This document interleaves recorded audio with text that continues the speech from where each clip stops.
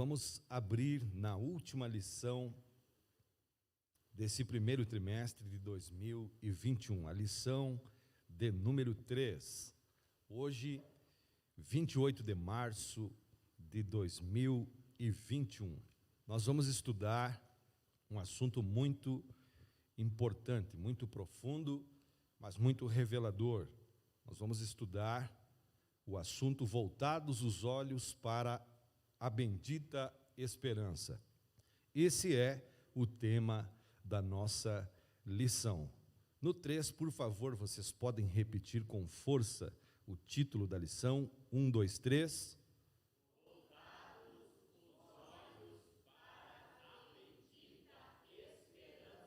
Glória a Deus. Voltados os olhos para a bendita esperança.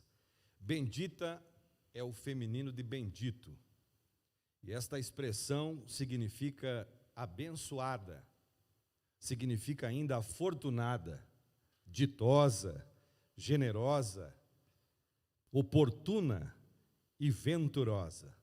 Então imaginem, voltados os olhos para a abençoada, afortunada, ditosa, generosa, oportuna, venturada esperança.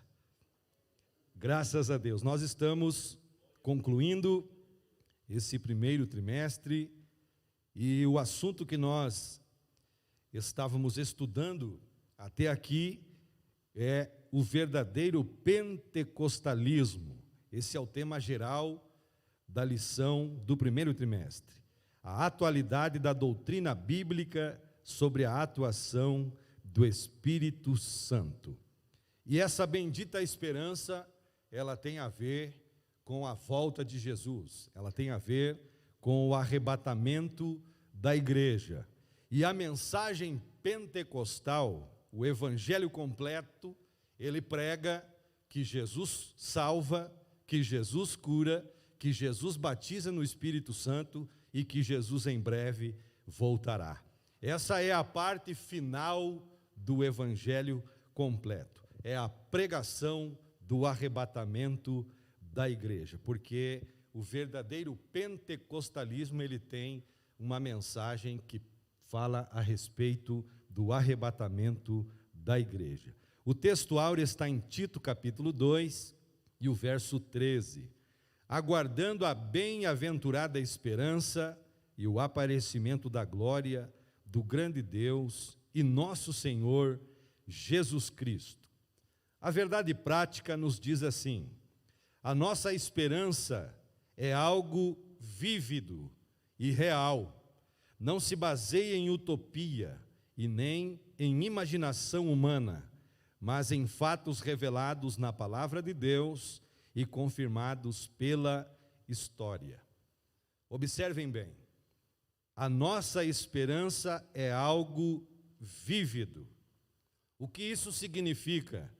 Isso tem a ver com vivacidade, isso tem a ver com animação, isso tem a ver com estar vivo, que brilha, que tem luz, que clareia, que tem força, que tem vigor, que é intenso, que é ardente e que é um raio vívido de esperança. Então a nossa esperança em relação à volta de Jesus é algo ardente, é algo intenso, é algo de vigor, é algo que tem força, é algo que clareia, é algo que transmite luz, porque como igreja nós somos luz.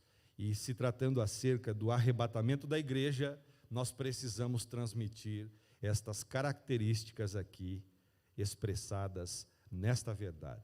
Muito bem, nós temos a leitura bíblica em classe. O texto base para esta lição está em Atos dos Apóstolos, capítulo de número 1, do versículo 6 ao versículo de número 11.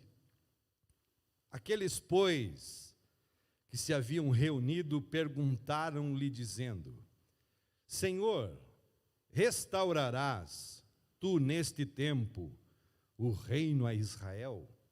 Os discípulos perguntando isto a Jesus. Restaurarás tu neste tempo o reino a Israel? A restauração do reino de Deus, meus irmãos, não é só para Israel. A restauração do reino de Deus é para todos os povos. Isso se revela no versículo 8. O verso 7 nos diz assim: e disse-lhes: não vos pertence saber os tempos. Tempos aqui no grego é um longo período, ou as estações que o Pai estabeleceu pelo seu próprio poder. Mas recebereis a virtude do Espírito Santo. Vejam a importância do Espírito Santo na pregação do Evangelho antes da volta de Jesus, que há de vir sobre vós, e ser-me-eis testemunhas, tanto em Jerusalém, como em toda a Judéia e Samaria e até os confins da terra. Então, a restauração do reino de Deus é para todos os povos. Verso 9: e quando dizia isto, vendo-o eles, foi elevado às alturas, e uma nuvem o recebeu, e ocultando-o aos seus olhos, e estando com os olhos fitos no céu, enquanto ele subia, eis que junto deles se puseram 2 varões vestidos de branco, os quais lhes disseram: varões galileus, por que estáis olhando para o céu? Esse Jesus, que dentre vós foi recebido em cima no céu, há de vir assim como para o céu o vistes ir. Amém, amém e amém. Por favor, assentados, eu quero dizer para os irmãos que a nova revista para o segundo trimestre já chegou, e é um assunto também extraordinário. Nós vamos estar estudando os dons espirituais e ministeriais, servindo a Deus e aos homens com poder extraordinário. Dons espirituais e ministeriais, servindo a Deus e aos homens com poder extraordinário. Aí está o novo material que nós estaremos explorando, estudando, querendo Deus, neste segundo trimestre de 2021. O material já está à disposição dos irmãos ali, você pode adquirir a sua revista. Fazendo isso, você se torna aluno da Escola Bíblica Videira Frutífera. Muito bem, nós queremos, a título aqui de introdução, já começar a falar desse assunto que diz respeito a esse tema tão importante para nós como igreja do Senhor. Voltados os olhos para a bendita esperança. A expressão bendita esperança se refere à segunda vinda de Jesus. E a segunda vinda de Jesus é o arrebatamento da igreja nesse contexto. É a esperança da igreja desde que Jesus foi assunto ao céu. E essa expectativa, ela vem aumentando à medida em que o tempo vai passando, porque cada dia que passa, nós percebemos que Cristo já vem. A cada dia que passa, nós estamos observando que a volta de Jesus está mais próxima do que nunca. Deixa eu ver quantos creem assim, podem dar glória a Deus. Muito bem, vamos explorar a partir do tópico 1, breve o Senhor virá. Meus queridos irmãos, a volta de Jesus é tão certa como a nossa vinda ao templo na manhã desse dia. Tão certo como nós estamos aqui, nos preparamos para estar no santuário, para prestar o nosso culto, também será a vinda de Jesus. Ela é certa, ela é verdadeira, ela é fiel. Jesus está voltando para levar a sua igreja para os céus. O subtópico 1 fala sobre a vinda de Cristo. E a vinda de Cristo, ela está dentro do assunto escatológico. A escatologia estuda a doutrina das últimas coisas, a doutrina das coisas que vão acontecer. E essa doutrina, ela é ensinada por toda a Bíblia. É uma doutrina bíblica, é uma doutrina verdadeira, é uma doutrina ensinada por nós, a igreja que crê no arrebatamento da noiva do Cordeiro. Esse assunto é visto de forma muito rica na Bíblia, é visto de forma abundante, tanto nos evangelhos como nas epístolas. E todos os ramos do cristianismo concordam que um dia Jesus voltará. Mas existe uma questão aqui que tem que ser considerada. Como Jesus vai voltar na interpretação de muitos teólogos e muitos líderes, há uma divergência. Rapidinho, por exemplo, nós temos aí no subtópico 1, sobre as diversas interpretações, que não cabem aqui um desenvolvimento, mas para que você saiba do que se trata o assunto em relação às interpretações, nós temos uma interpretação que ensina que Jesus virá antes da grande tribulação. Há uma segunda interpretação que ensina que Jesus voltará na metade da tribulação. Há uma outra interpretação que ensina que Jesus vai voltar depois da grande tribulação. Mas os contextos bíblicos nos ensinam, nos norteiam, nos deixam mais à vontade para ensinar que Jesus Cristo voltará antes da grande tribulação.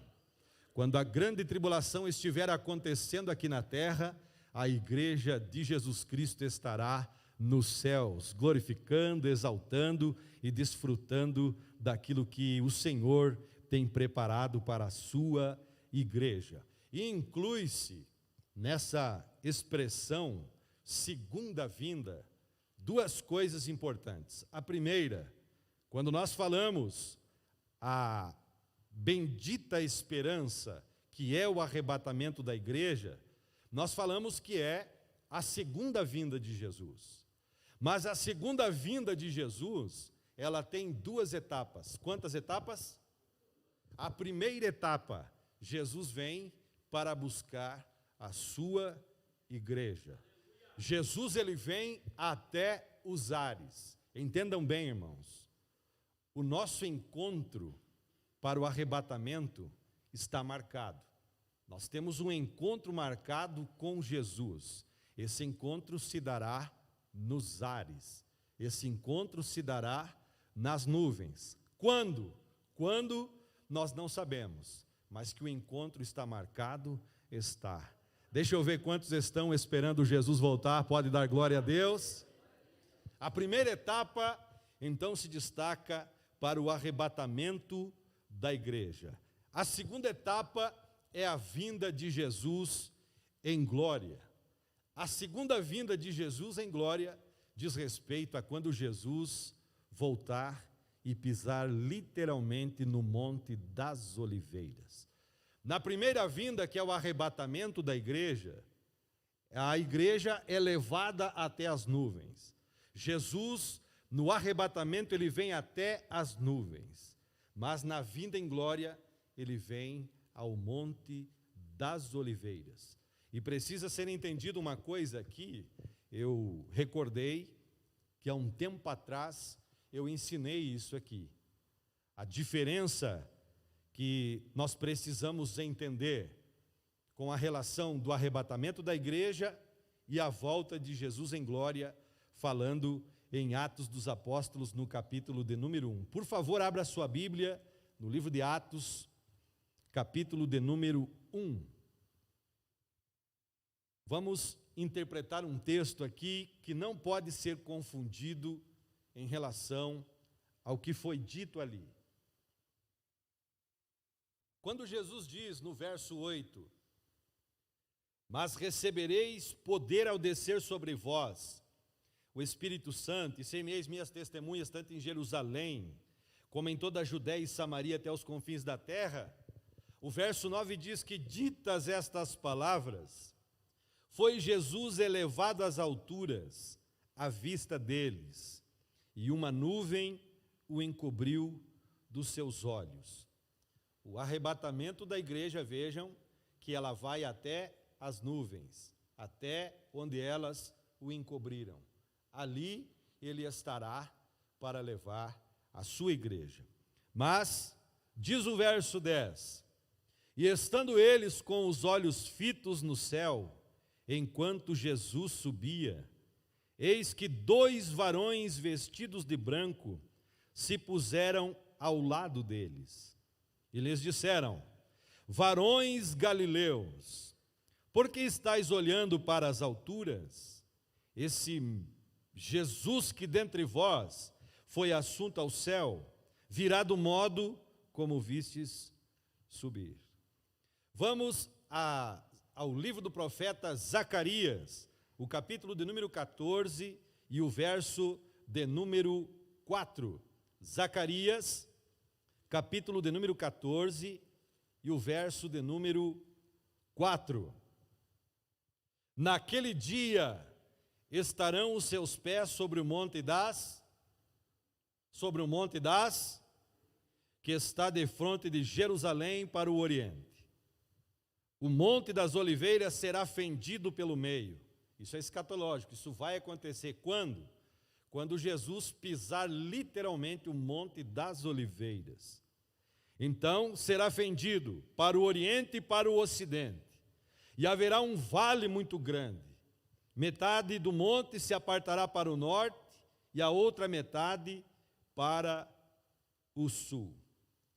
Zacarias profetizou isso 600 anos antes de Jesus nascer. Vejam que esta profecia, ela tem muitos anos, mas ela vai se cumprir. Então nós não podemos confundir a vinda de Jesus para o arrebatamento da igreja com a vinda de Jesus em glória nesse texto de Atos capítulo 1 e o versículo de número 11. Porque quando os varões dizem, quando aqueles seres angelicais dizem aos varões galileus: por que vocês estão olhando para as alturas? Este Jesus que foi assunto ao céu do mesmo modo que ele foi levado, ele voltará. Mas ele voltará da onde ele subiu, e ele subiu do monte das oliveiras. Então esse texto não pode ser confundido com o arrebatamento da igreja, com a vinda de Jesus nos ares. Muito bem, então nós temos uma mensagem que Jesus breve vem no tópico 1, no subtópico 1, a vinda de Cristo, que é uma doutrina escatológica, que nós estudamos dentro da escatologia esse assunto de forma ampla, e também nós temos uma promessa de Jesus sobre o retorno dele no subtópico 2. Meus irmãos, o próprio Senhor Jesus disse que vai voltar para nos levar para o céu. Eu disse que o próprio Senhor Jesus falou que ele vai voltar para nos levar para o céu. Abra a sua Bíblia no Evangelho de Jesus que escreveu João. O capítulo é o de número 14. Vamos ler do versículo 1 ao versículo de número 3. João, capítulo 14, do versículo 1 ao versículo de número 3. Não se turbe o vosso coração. Credes em Deus, crede também em mim. Olha como o céu é chamado por Jesus. Na casa de meu Pai há muitas moradas. Se assim não fora, eu vou-lo teria dito, pois vou preparar-vos lugar. E o verso 3, e quando eu for e vos preparar lugar, voltarei e vos receberei para mim mesmo, para que onde eu estou, estejais vós também. Jesus disse que vai voltar para levar a sua igreja para os céus. Mas não foi só Jesus que falou que voltará para buscar a sua igreja. O apóstolo Paulo, ele também relata nas suas epístolas o assunto da volta de Jesus. Eu gostaria que você abrisse a sua Bíblia na primeira carta do apóstolo Paulo aos Coríntios, no capítulo de número 11 e o versículo de número 26. 1 Coríntios, capítulo 11 e o verso de número 26. Pastor, esse texto tem a ver com a ceia do Senhor. E o que tem a ver o texto da ceia do Senhor com a vinda de Jesus? Tem tudo a ver. Porque o apóstolo Paulo disse: porque todas as vezes que comerdes esse pão e beberdes o cálice, anunciais a morte do Senhor, até que Ele venha. Atenção ao que eu vou dizer. Quando você toca no pão, coloca a boca, há um silêncio. Observem que há um silêncio no período da ceia, quando nós levamos o pão à boca. Aquele silêncio é um sermão pregado em silêncio, que Jesus vai voltar. Quando eu coloco o pão, que simboliza o corpo de Cristo, na minha boca, no silêncio, há uma mensagem. Eu estou dizendo, quando estou participando da ceia, Jesus vai voltar.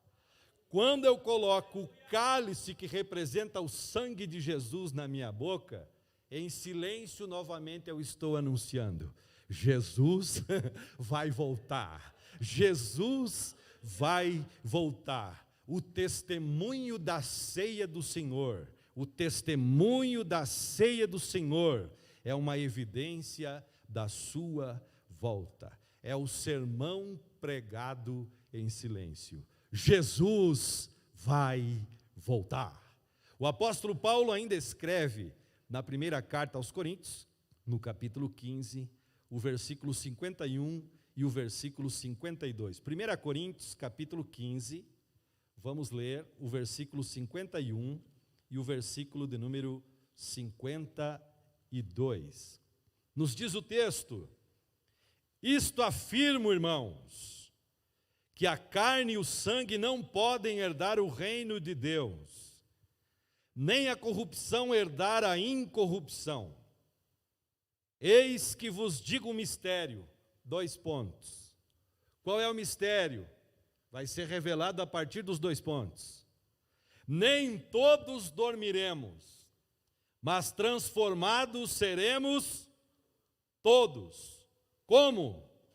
No momento, num abrir e fechar de olhos, ao ressoar da última trombeta, a trombeta soará, os mortos ressuscitarão, incorruptíveis, e nós seremos transformados. O nosso corpo será transformado na volta de Jesus. O apóstolo Paulo está dizendo que Jesus voltará. Vamos à carta magma a respeito do arrebatamento da igreja que escreve o apóstolo Paulo. 1 Tessalonicenses, o capítulo de número 4. Nós vamos ler a partir do versículo de número 13. E nós vamos ler até o verso de número 18. Primeira carta do apóstolo Paulo aos Tessalonicenses, capítulo de número 4, a partir do verso 13 até o verso de número 18. Diz-nos a palavra de Deus: não queremos, porém, irmãos, que sejais ignorantes com respeito aos que dormem, para não vos entristecerdes como os demais que não têm esperança. Vejam que a igreja tem esperança sobre a volta de Jesus, mas o mundo não tem esta esperança, mas a igreja tem esta esperança, está aguardando Jesus voltar. No verso 14, pois se cremos que Jesus morreu e ressuscitou, assim também Deus, mediante Jesus, trará em sua companhia os que dormem.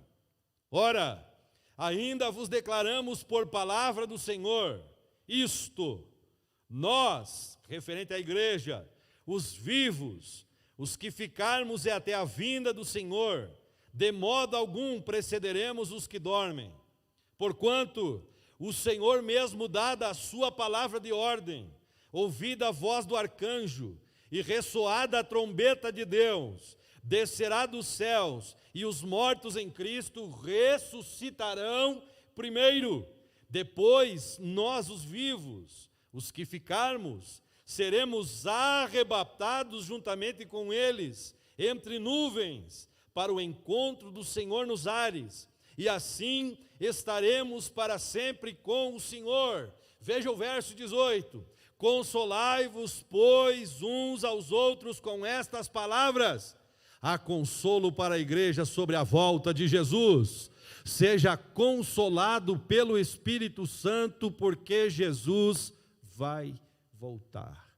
Há uma consolação para nós, porque o Espírito Santo está dizendo que Jesus, ele vai voltar. Vamos ainda à carta, ou o livro que escreveu o escritor aos Hebreus. O capítulo é o de número 10. Hebreus, capítulo de número 10. Vamos ler o versículo de número 37. Hebreus, capítulo 10, e o versículo de número 37, que nos diz assim a palavra do Senhor: porquanto ainda dentro de pouco tempo aquele que vem virá e não tardará. Porque ainda dentro de pouco tempo aquele que vem virá e não tardará. Vamos ler o versículo de número 23 de Hebreus, capítulo 10. Vamos voltar um pouco aí. Capítulo 10 e o verso 23. Como é que o cristão, o salvo, o lavado, o remido, deve viver nesta hora final, em toda a sua caminhada cristã? Deve guardar firme a confissão da esperança. Nós precisamos ser firmes, irmãos, em relação à volta de Jesus. O escritor está dizendo: guardemos firme a confissão da esperança. Como? Sem vacilar. Tem muita gente vacilando nessa hora final. E daqui a pouco Jesus vai voltar e essa gente vai ficar para trás. Será tarde demais para muita gente. Por quê? Porque estão vacilando. Não estão guardando firme a esperança. Não estão guardando firme a confissão desta esperança. Então, o escritor nos diz que a nossa caminhada deve ser sem vacilar, pois quem fez a promessa é fiel. Aquele que prometeu que vai voltar é fiel. Se ele disse que vai voltar, ele vai voltar. Eu creio que ele vai voltar. O verso 24: consideremo-nos também uns aos outros. Como é fiel aquele que prometeu, e ele vai voltar, e nós estamos guardando a nossa confissão com firmeza, como é que nós devemos ainda caminhar nessa hora final? Estimulando os outros, estimulando o meu semelhante, com uma característica muito profunda. O versículo 24 nos diz: com amor. Com amor e boas obras. Eu não tenho dúvidas de que esse tempo final da igreja na terra, o amor está em falta de uma forma alarmante. A falta de amor é uma coisa extraordinária vivido até no meio do povo de Deus. E Jesus disse que antes da sua volta, o amor de quase todos esfriaria. Por causa do egoísmo, muitas pessoas buscam fazer as coisas que agradam só a si mesmo e esquecem do que a Bíblia diz. A Bíblia diz que nós devemos viver nesse tempo final da igreja, estimulando os outros em amor e com boas obras, boas atitudes, boas reações, boas palavras, palavras animadoras, palavras encorajadoras, palavras que levantem, palavras de vida e não palavras de morte. Por quê? Porque o versículo 25 revela algo muito grande. Não deixemos de congregar-nos, porque muita gente tem deixado de congregar. Muita gente tem deixado de frequentar culto. Muita gente tem deixado de orar. Muita gente tem deixado de ler a palavra, estudar a palavra, aprender a palavra, ter comunhão, estar na casa de Deus. E o conselho, a fala do escritor aos Hebreus, é para não deixarmos de congregar-nos, como já virou costume de alguns. Antes, façamos admoestações, e tanto mais, quando vedes que o dia se aproxima. Há um alerta para a igreja de Jesus. Há um alerta para o povo de Deus. Ei, você que está vacilando, você que está afastado dos caminhos do Senhor, Jesus está voltando. Volte para Ele enquanto há tempo. Ainda há tempo de arrependimento. Ainda há tempo de confissão de pecados. Ainda há tempo de buscar ao Senhor enquanto se pode achar. Vamos a Tiago capítulo 5. Pouco à frente, capítulo 5, versículo de número 8. Tiago capítulo 5, versículo de número 8. Vejam que o assunto sobre a volta de Jesus é amplo nas Escrituras. Eu estou aqui deixando outros escritores devido ao tempo. Mas Tiago, no capítulo 5, versículo 8, nos diz: sede vós também pacientes, e fortalecei o vosso coração, pois a vinda do Senhor está próxima. A vinda do Senhor está próxima. Vamos à primeira epístola de João. Primeira epístola de João, pouca coisa à frente também. Primeira epístola de João, capítulo de número 2, e o verso de número 28. Filhinhos, agora, pois, permanecei nele, para que quando ele se manifestar, tenhamos confiança e dele não nos afastemos envergonhados na sua vinda. Vamos ao capítulo de número 3, versículos de 1 a 3. Veja o que escreveu o apóstolo. Vede que grande amor nos tem concedido o Pai, a ponto de sermos chamados filhos de Deus. Deixa eu ver onde estão os filhos de Deus. Pode dar glória a Deus porque você é filho, porque você é filha. Vede que grande amor nos tem concedido o Pai, a ponto de sermos chamados filhos de Deus. E de fato, veja, somos, agora, de fato, somos filhos de Deus. Por essa razão, o mundo não nos conhece, porquanto não conheceu a Ele mesmo. Amados, agora, veja as expressões, somos filhos de Deus, e ainda não se manifestou o que haveremos de ser. Sabemos que quando Ele se manifestar, veja que agora não é somos, seremos semelhantes a Ele, porque haveremos de vê-lo como Ele é. E a si mesmo se purifica todo o que nele tem, esta esperança, assim como Ele é puro. Jesus vai voltar. E como devemos andar na terra como igreja?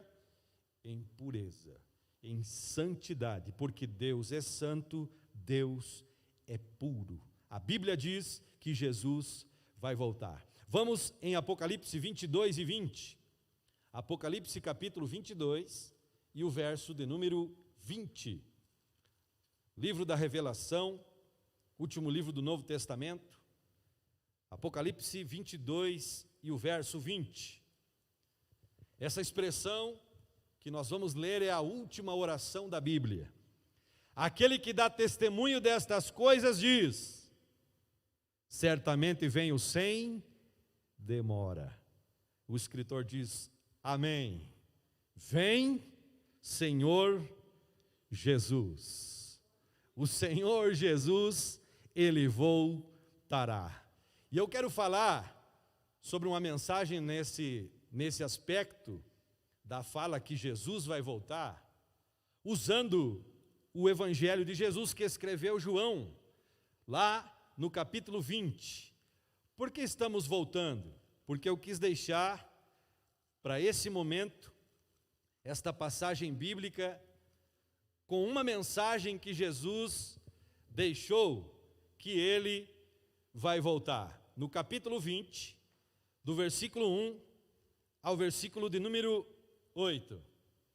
No primeiro dia da semana, Maria Madalena, diz a Bíblia, foi ao sepulcro de madrugada, sendo ainda escuro, e viu que a pedra estava revolvida. Então, correu e foi ter com Simão, Pedro, e com o outro discípulo a quem Jesus amava, isso é João, e disse-lhes: tiraram do sepulcro o Senhor e não sabemos onde o puseram. Saiu, pois, Pedro e o outro discípulo e foram ao sepulcro. Ambos corriam juntos, mas o outro discípulo correu mais depressa do que Pedro, isso João, e chegou primeiro ao sepulcro, e abaixando-se viu os lençóis de linho, todavia não entrou. João respeitou o ambiente, respeitou a situação e não entrou no sepulcro. Ficou à porta. Então Simão Pedro, chegando depois, porque perdeu na corrida, diz a Bíblia, seguindo, chegou e entrou no sepulcro. Vejam a atitude do apóstolo Pedro. Ele também viu os lençóis. Esse viu no grego é uma olhada de relance. Viu os lençóis. No verso 7, e o lenço que estivera sobre a cabeça de Jesus, ele viu, e que não estava com os lençóis, mas deixado num lugar à parte. Então entrou também o outro discípulo, que chegara primeiro, se encorajou porque viu Pedro entrar. Entrou no sepulcro, diz a Bíblia, viu e creu.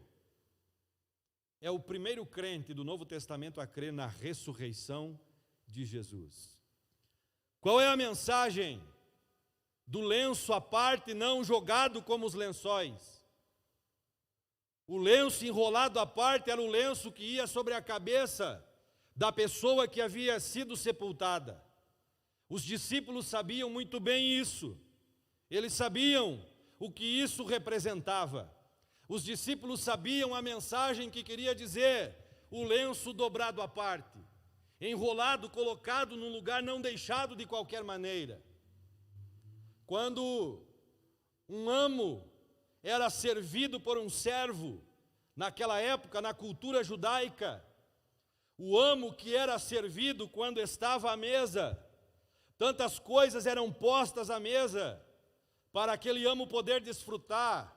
O servo que era responsável pelaquela organização, pela colocação das coisas, ele deixava as coisas todas organizadas e deixava um lenço à direita do prato de quem fosse ser servido.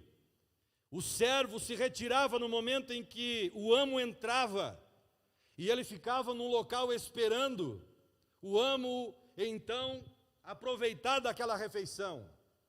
Quando o amo pegava o lenço que estava dobrado, deixado pelo servo, e ele servia para 3 coisas pelo menos, ele pegava o lenço, ele limpava a barba, ele limpava as mãos, ele limpava a boca, se ele tivesse encerrado aquela ceia, se ele já tivesse satisfeito, ele deixava o lenço de qualquer maneira. Mas se ele não tivesse terminado aquela ceia, o que ele fazia? Ele deixava o lenço dobrado.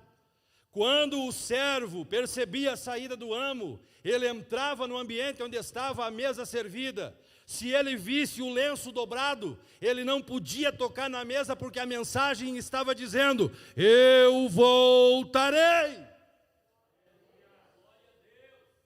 A cultura hebraica, nos tempos de Jesus, e esse feito de Jesus, dobrar esse lenço, é uma mensagem que está dizendo que Jesus vai voltar.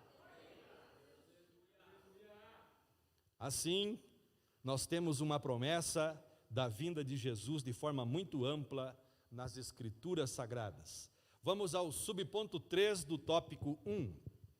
E como Jesus vai voltar, nós precisamos entender que o dia se aproxima.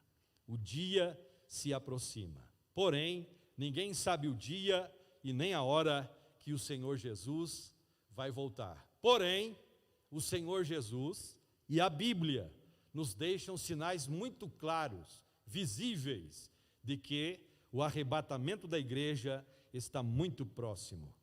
Um dos sinais que nós podemos ver e está apontado na nossa lição é a efusão do Espírito Santo, é o derramamento do Espírito Santo. Eu não tenho dúvidas sobre esse derramamento do Espírito Santo sobre a terra, sobre a igreja de Jesus. Há muita gente sendo cheia do Espírito Santo. Há muitas pessoas sendo batizadas no Espírito Santo. Por quê? Porque isso é promessa de Deus ao seu povo. A igreja está sendo impactada nesse tempo do fim pelo enchimento do Espírito Santo de Deus. Uma outra coisa que mostra para nós e deixa um sinal muito importante, e é um dos maiores que a gente pode olhar, é a fundação do Estado de Israel. A fundação do Estado de Israel.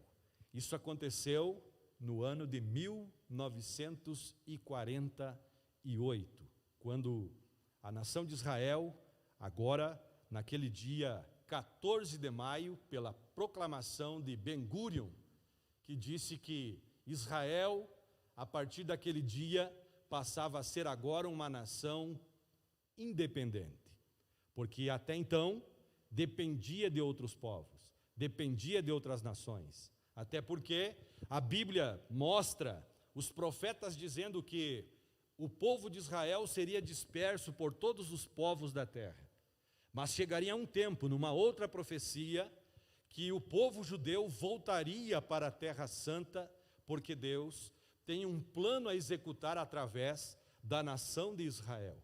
Nação de Israel, ela está posta ao lado por um pouco de tempo.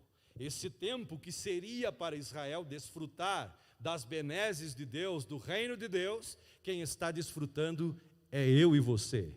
Quem está desfrutando é a igreja de Cristo. Mas chegará o momento em que Deus vai restaurar o Estado de Israel. Mas a fundação do Estado, da nação de Israel, é um grande sinal. Por quê? Porque Israel é o ponteiro no relógio mundial de Deus, apontando que Jesus Cristo está voltando a qualquer momento. É verdade, nós conhecemos a história, que muitos tentaram destruir a nação de Israel, destruir os hebreus. O próprio Hitler, que matou uma grande quantidade de judeus, mas eles subsistem, eles existem. Se vocês lerem o Antigo Testamento, você vai ver os jebuseus, não existem mais. Os girgazeus, não existem mais. Estes povos foram todos destruídos, mas os hebreus prevalecem, porque Deus tem uma promessa. Eu quero ler com vocês o livro do profeta Jeremias, no capítulo 31, os versículos 35 e 36. Muitos tentaram destruir completamente os hebreus, os judeus. O diabo não tem fúria apenas com a igreja, mas tem uma fúria extraordinária contra o povo hebreu, porque recai sobre os hebreus uma grandiosa promessa, e Deus precisa ainda cumprir esta promessa no povo hebreu. Então esse povo precisa viver, este povo precisa ser preservado por Deus. Jeremias capítulo 31 e verso 35 e 36. Quero falar algo importante aqui. Como destruir a nação de Israel? Eu vou dar a dica para você. Como destruir os hebreus? Como destruir esse povo? Diz o texto, assim diz quem? Assim diz quem? Assim diz o Senhor, que dá o sol para a luz do dia, e as leis fixas à lua, e as estrelas para a luz da noite, que agita o mar e faz bramir as suas ondas.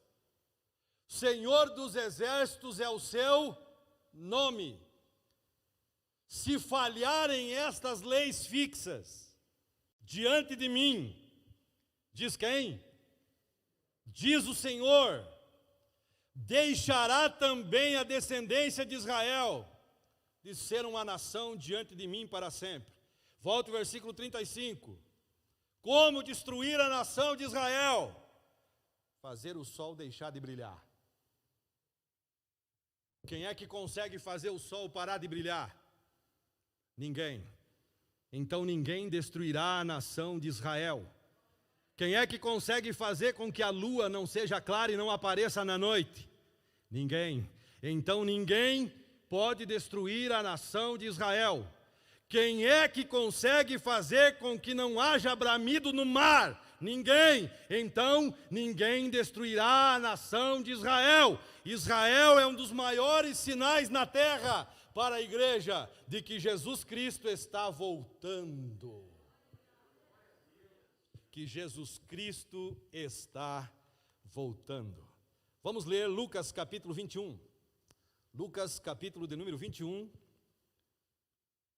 Os versículos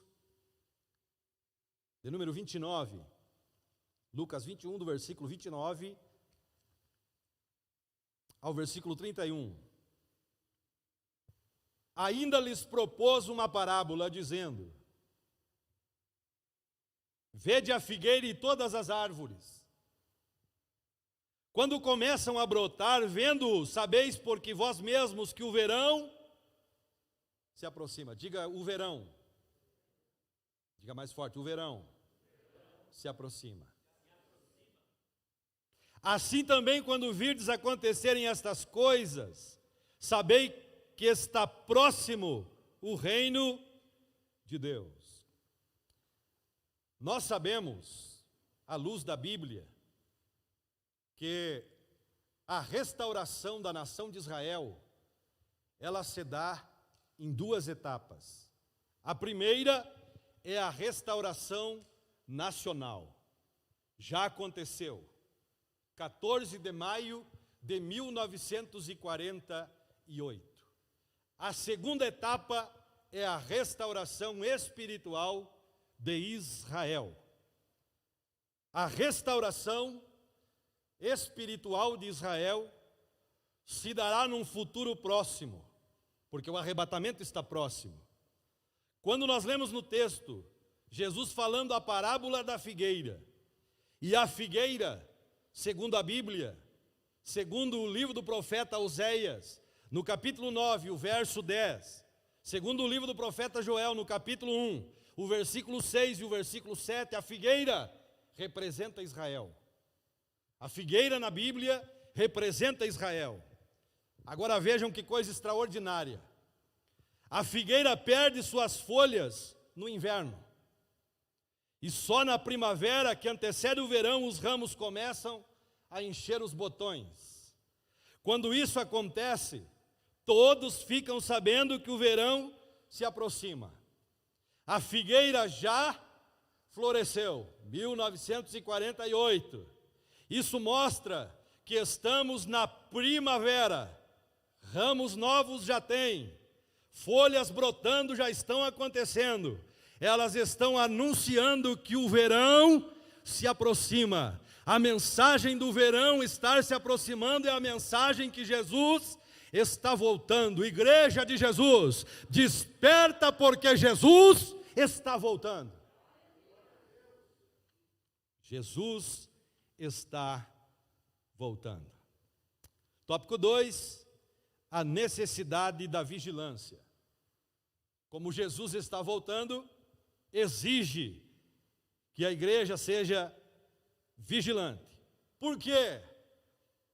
No primeiro momento é porque nós não sabemos o dia que Jesus vai voltar, a hora que Jesus vai voltar. Então, o subtópico 1 do tópico 2 nos exorta à vigilância. Vamos ler Mateus 24, 44? Mateus 24, 44. Nos diz a Bíblia: por isso, ficai também vós apercebidos, porque a hora em que não cuidais, o Filho do Homem virá. A hora que ninguém imagina, Jesus Cristo voltará para levar a sua igreja. Vamos voltar ao verso 42, por favor. Portanto, vigiai, porque não sabeis em que dia vem o vosso Senhor. Mateus capítulo 25 e verso 13. Mateus capítulo 25 e o verso de número 13. Nos diz a palavra do Senhor: vigiai, pois porque não sabeis o dia e nem a hora. Observem que o assunto da vigilância para nós é amplo também. Há uma palavra para nós que devemos vigiar, devemos estar atentos. Precisamos estar preparados para o arrebatamento da igreja. A finalização desta passagem, o que diz respeito aos primeiros 12 versículos de Mateus 25, fala sobre a parábola das 10 virgens. Quando Jesus diz no verso 1, então o reino dos céus será semelhante a 10 virgens que, tomando as suas lâmpadas, saíram a encontrar-se com o noivo. 5 delas eram nécias e 5 prudentes. As nécias, ao tomarem as suas lâmpadas, não levaram azeite consigo. No entanto, as prudentes, além das lâmpadas, levaram azeite nas vasilhas. E tardando o noivo, foram todas tomadas de sono e adormeceram. O horário do noivo chegar naquele contexto judaico era às 18 horas, irmãos. Por que elas adormeceram? Porque houve uma aparente demora. E o versículo de número 6 diz: mas à meia-noite. Eles esperavam às 18 horas a chegada do noivo, e o noivo não veio às 18. Assim acontece com muitas pessoas que estão despreparadas nesse tempo. Muitas esperaram Jesus por muito tempo. E o que poderíamos dizer desse muito tempo? Perante Deus, o que é o nosso muito tempo? O que é o nosso pouco tempo? Mas pessoas que serviram a Deus a sua vida na sua jornada um devido tempo e se perderam, não focaram na vinda de Jesus, se atrapalharam com alguma coisa na caminhada e ficaram para trás. Estão desviadas, estão desprovidas da graça de Deus, não estão ao alcance do arrebatamento que pode acontecer a qualquer momento. Essas virgens esperavam a chegada do noivo às 18 horas da tarde. Ele veio à meia-noite. Diz o texto, verso 6, mas à meia-noite ouviu-se um grito: eis o noivo. Esse grito hoje é dado pelo Espírito Santo, irmãos. O noivo vem aí. O noivo vem aí. O noivo vem aí. Jesus está voltando. Jesus está voltando. O Espírito Santo está dizendo: Jesus está voltando. Você pode dar glória a Deus por essa verdade? E eles disseram: eis o noivo, saiu ao encontro. sair ao encontro, o chamado à meia-noite, a Israel, é o tempo do fim. A meia-noite é o período mais sombrio que a terra vai vivenciar, porque a grande tribulação virá aí. Mas no arrebatamento da igreja nós seremos levados aos céus. Nós vamos receber as recompensas, os galardões. Nós vamos participar das bodas do Cordeiro. Nós vamos estar no céu enquanto a terra vai provar a ira de Deus. É motivo para nós glorificar a Deus na manhã desse dia, porque Jesus vem nos buscar e vai nos levar para o céu. No subtópico 2 nós temos os alarmes falsos. Isso aqui é importante, irmãos. Isso aqui é muito importante nós pensar um pouquinho. Nos diz aqui que muitos líderes e grupos religiosos arriscaram-se em marcar a data da segunda vinda de Cristo.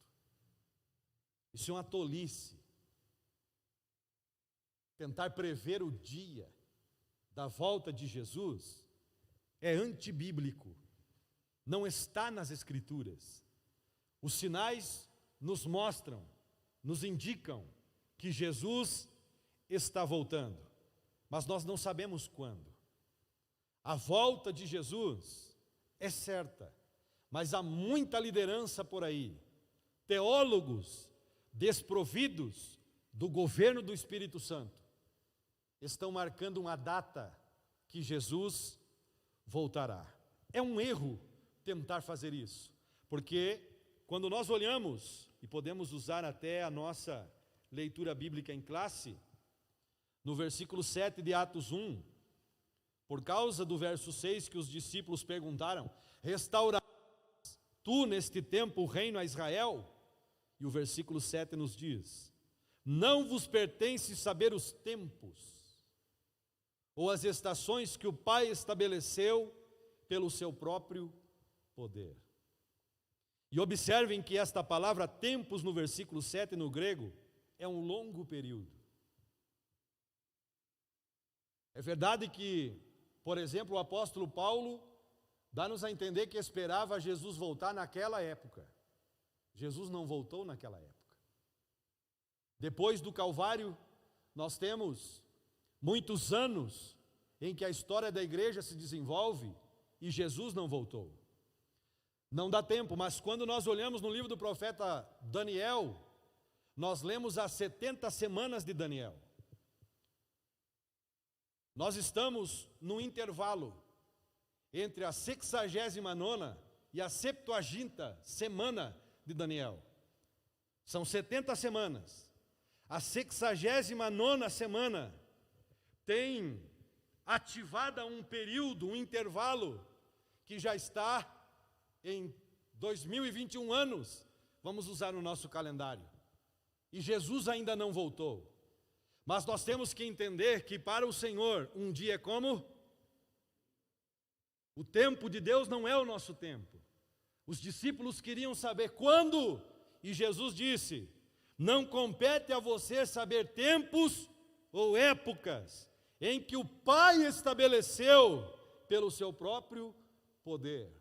Quando Jesus vai voltar? No tempo determinado pelo Pai por causa do seu poder. O arrebatamento da igreja é uma manifestação do poder de Deus no dia e na hora estabelecidos por Deus.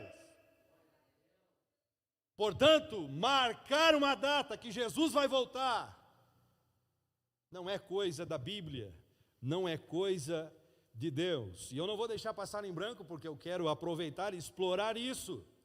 Porque em 1818, um homem chamado William Miller começou a dizer que há 20 anos depois de 1818, Jesus voltaria. Só que não. Jesus não voltou. O mesmo William Miller, em 1831, anunciou que esse evento agora ocorreria em 23 de março de 1843. Só que não, Jesus não voltou. Marcou uma nova data, veja que fiasqueira, veja que vergonha. Marcou uma nova data, 22 de outubro de 1844. Só que não, fracassou. Diante disso, se arrependeu e pediu perdão e foi servir a Deus. Um adventista. E grupos adventistas depois dele se levantaram, prevendo data sobre a volta de Jesus.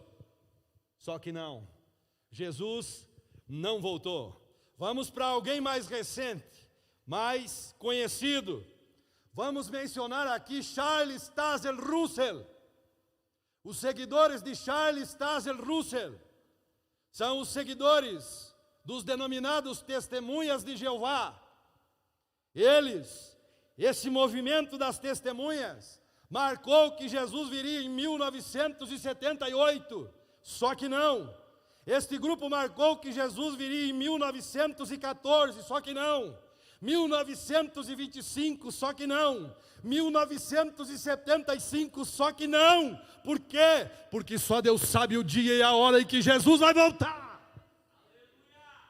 E eu e você sabemos que Jesus vai voltar, mas não sei quando, não sei o dia, não sei a hora. Mas Ele vai voltar.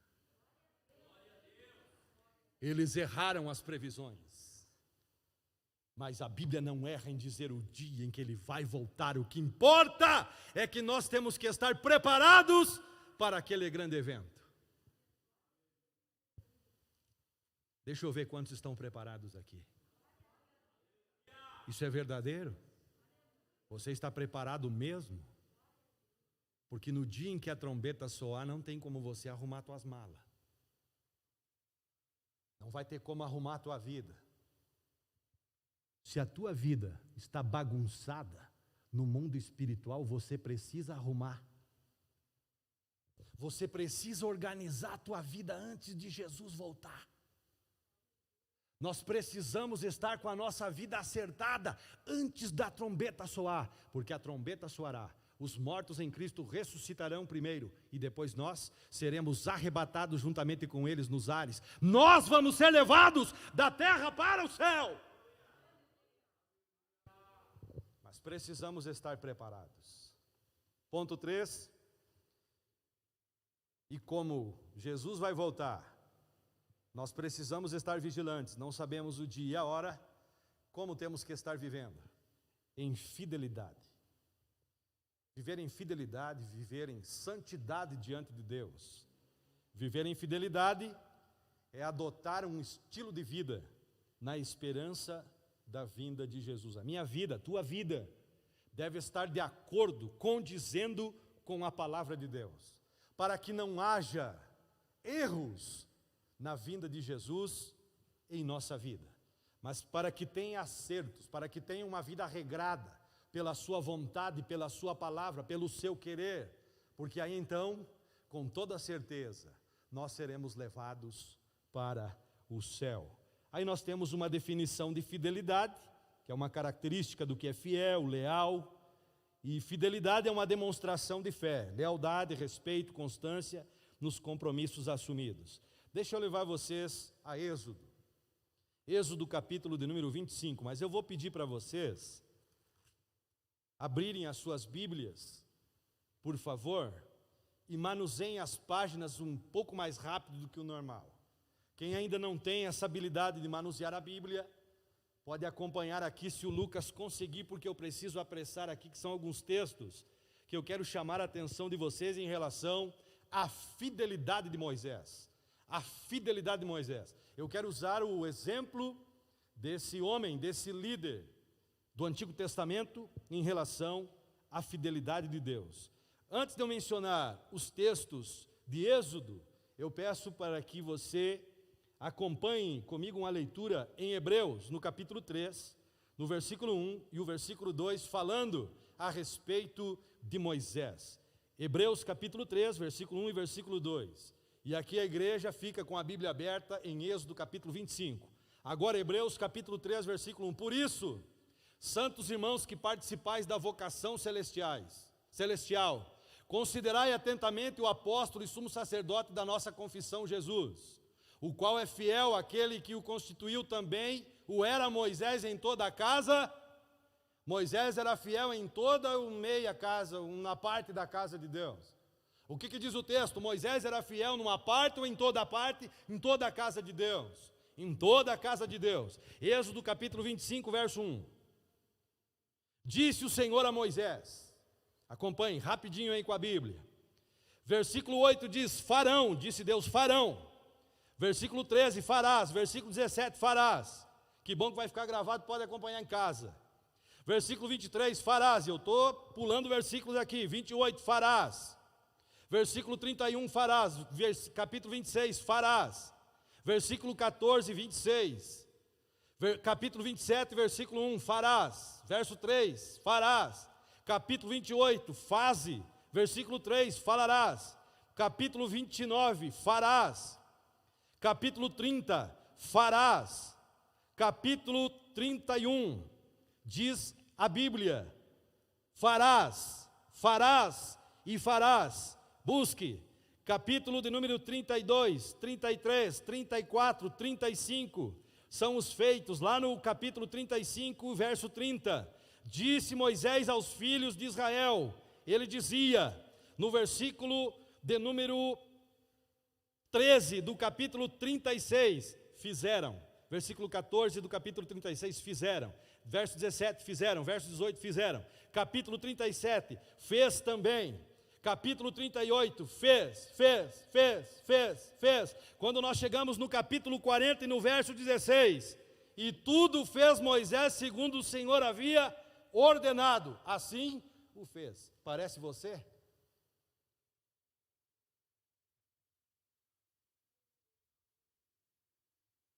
Você faz o que Deus te manda? Você é fiel ao que Deus te manda? Você é fiel em toda a casa de Deus como foi o Moisés? Porque o Moisés lá em Lucas capítulo 9, 28 a 30, aparece com Jesus no monte da transfiguração, junto com Elias. Elias ali representa os que vão entrar no céu pelo arrebatamento da igreja. O Moisés ali no monte da transfiguração representa os que vão entrar no reino de Deus pela ressurreição dos mortos. Irmãos, Jesus vai voltar, mas ele precisa encontrar o seu povo fiel. Ele precisa encontrar o seu povo fiel na sua casa, em toda a sua maneira de viver. Quantas maracutaias acontecendo por baixo dos panos e esse povo pensa que Deus não está vendo? Jesus vem buscar um povo fiel. Jesus vai levar para o céu um povo fiel, um povo obediente, um povo que obedece à voz de Deus.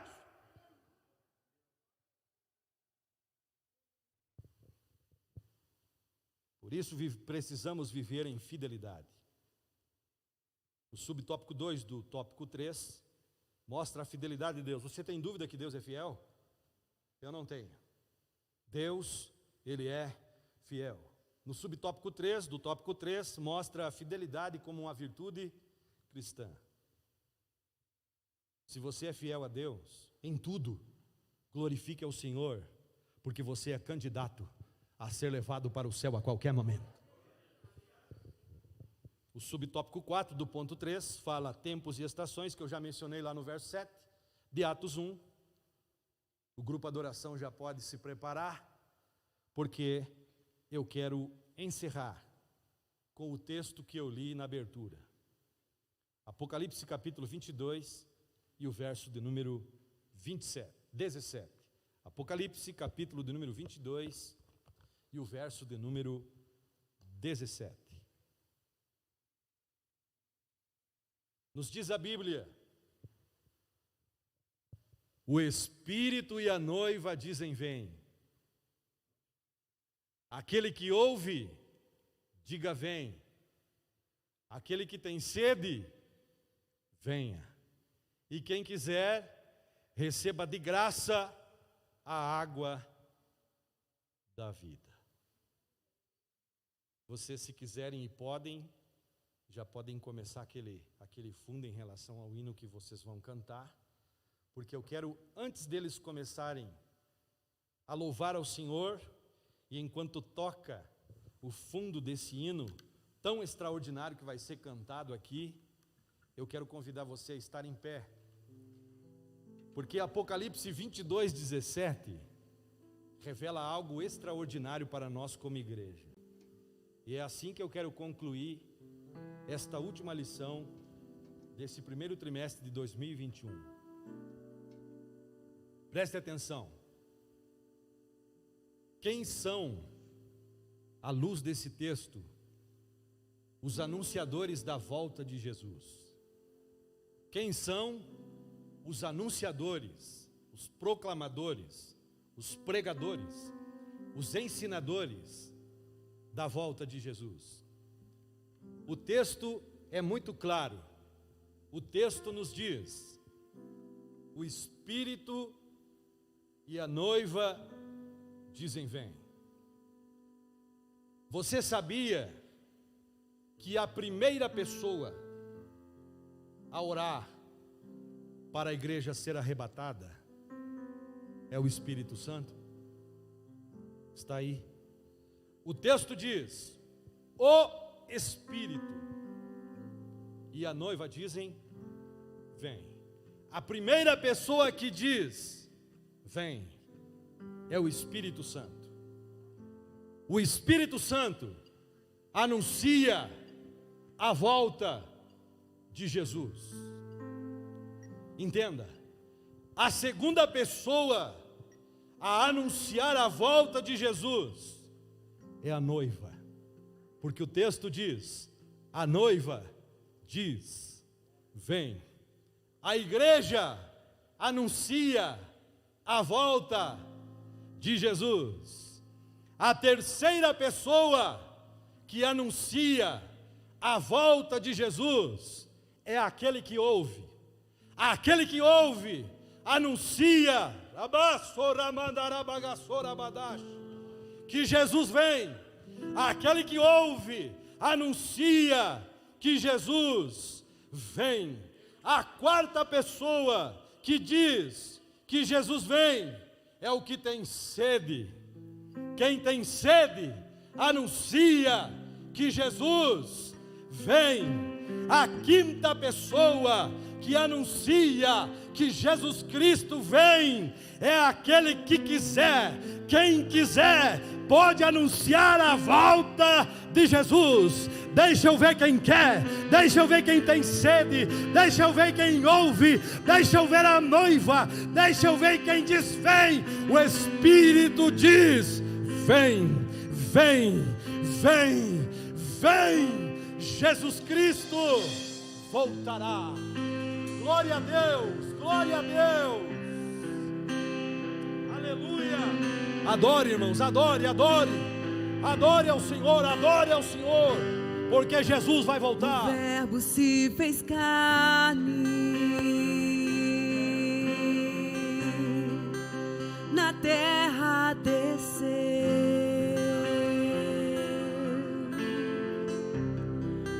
operou muitos milagres, era mesmo Filho de Deus, morreu numa cruz, mas ressuscitou. Ele está vivo. Ele está vivo, irmãos, Ele está vivo. Vivo. Está sentado à destra de Deus. Ele está vivo. Quando foi fez sua promessa, Aleluia. que viria nos buscar, e eu aguardo, estou com pressa, quero ir para o meu lar, sou sua noiva apaixonada.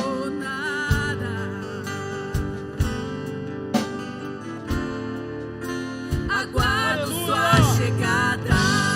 Você que está aguardando Jesus voltar, adore, adore. Logo, Jesus. Adore ao Senhor, adore. Vem, me leva pra casa. O céu é o meu lar. O céu é minha morada. Mas volta logo, Jesus. Tenho saudade de casa.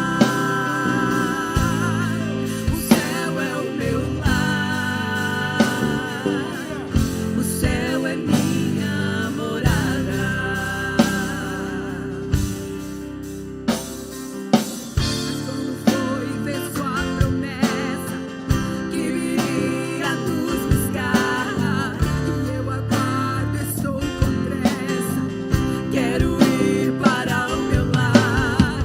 Sou sua noiva apaixonada, e eu aguardo sua chegada. Volta logo, Jesus, vem me levar pra casa. O céu é o meu lar, o céu é minha morada. Mas volta logo, Jesus, tenho saudade de casa. O céu é o meu lar, o céu é minha morada.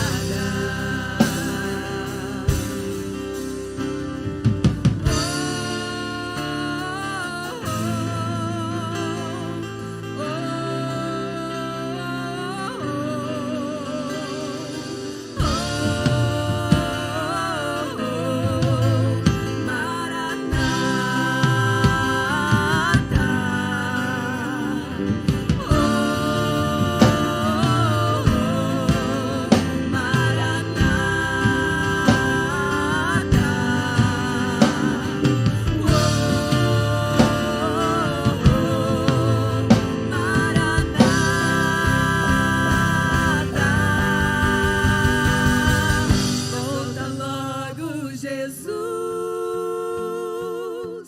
vem me levar pra casa.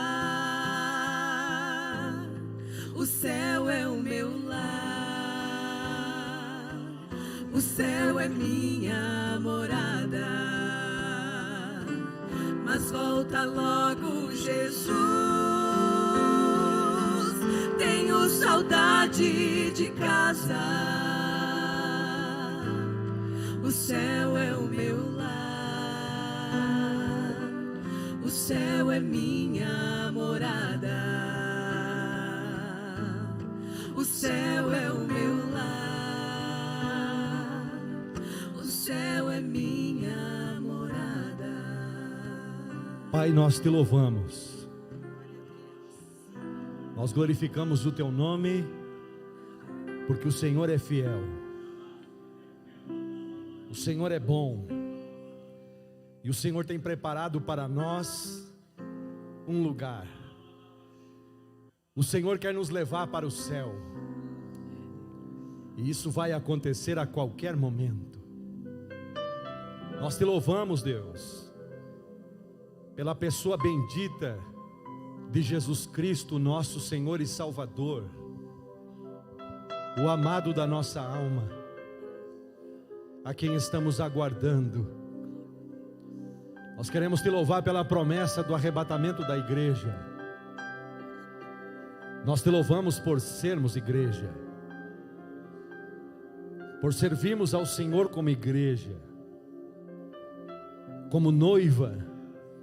Nós estamos nos preparando para esse evento extraordinário.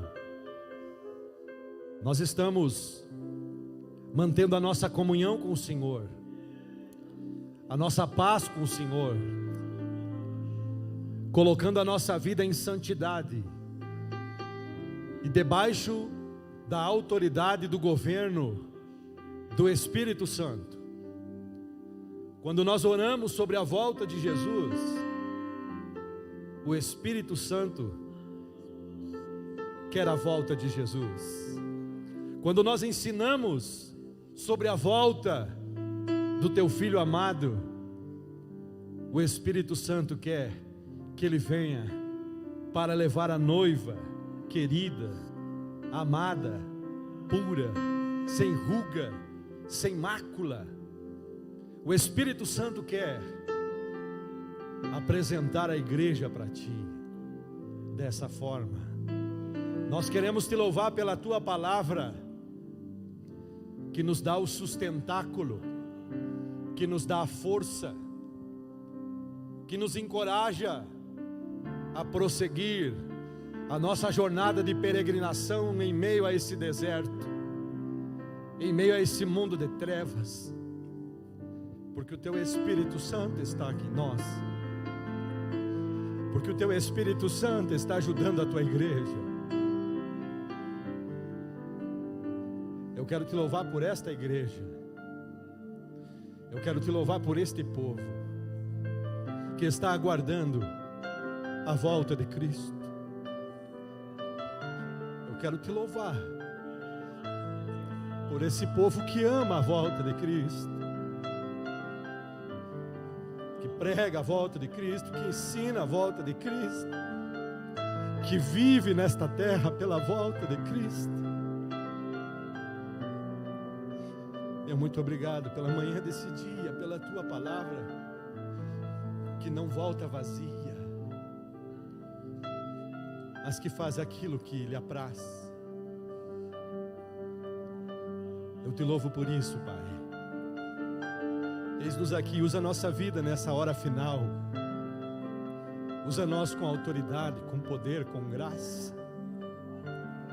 para que Teu nome seja exaltado, Teu reino expandido, e a mensagem da volta de Jesus seja propagada aos quatro cantos desta terra.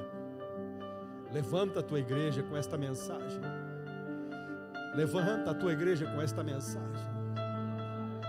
Levanta, levanta, levanta, levanta, levanta.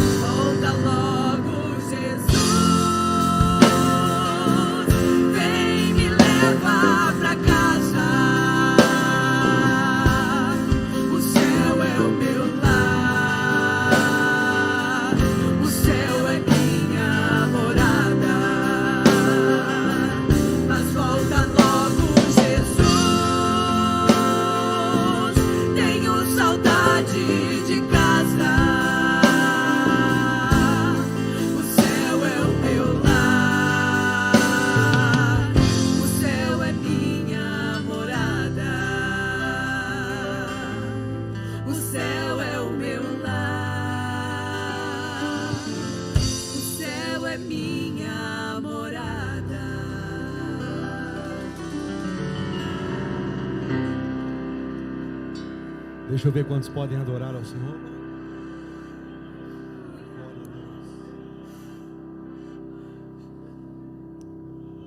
Eu quero agradecer a Deus pela vida de vocês, por vocês estarem aqui na casa do Senhor, e também agradecer aos vários irmãos e irmãs que nos acompanham através das redes sociais.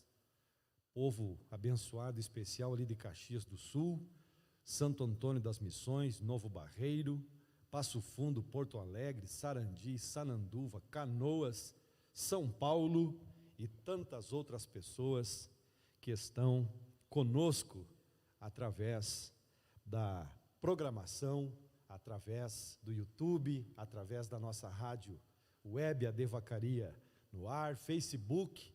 Que Deus abençoe vocês de uma forma muito especial. Um restante de domingo abençoado para todos. A nossa escola bíblica Videira Frutífera está encerrada em nome de Jesus. Vão em